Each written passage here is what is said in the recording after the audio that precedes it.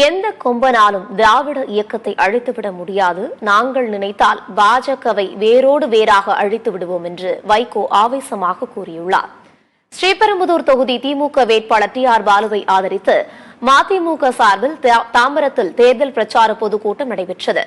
இதில் பேசிய மதிமுக பொதுச் செயலாளர் வைகோ, நாட்டின் பிரதமர் மோடி எல்லை மீறியும் தன்னிலை மீறியும் தொடர்ந்து பேசி வருவதாக தெரிவித்தார். பிரதமராக இருப்பதற்கே தகுதியற்றவர் மோடி என்றும் அவர் கூறினார். திராவிட இயக்கத்தை அழித்து விடுவதாக பிரதமர் மோடி கூறியதை குறிப்பிட்டு பேசிய வைகோ, எந்த கொம்பனாலும் திராவிட இயக்கத்தை அழித்துவிட முடியாது. நாங்கள் நினைத்தால் உங்களை வேரோடு வேறாக அழித்துவிட முடியும் என்று கூறினார். என்ன பேச வேண்டுமோ அதைத்தான் பேச வேண்டும். பெரிய பொறுப்பிலே இருக்கிறவர்கள் பண்பளந்து பேசக்கூடாது, அகந்தையோடு பேசக்கூடாது.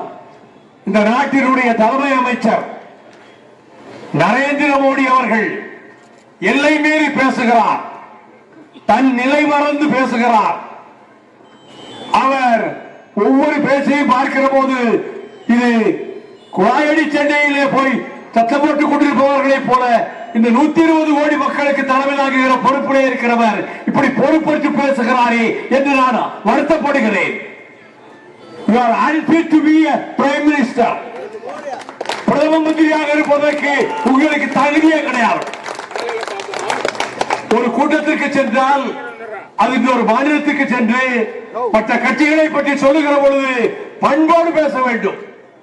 திராவிட இயக்கத்தை அழித்து ஒழித்து விட்டுத்தான் எனக்கு வருவேலை. அதுக்கு இன்னொருவன் பிறந்து வர வேண்டும் திராவிட இயக்கத்தை தொடுவதற்கு.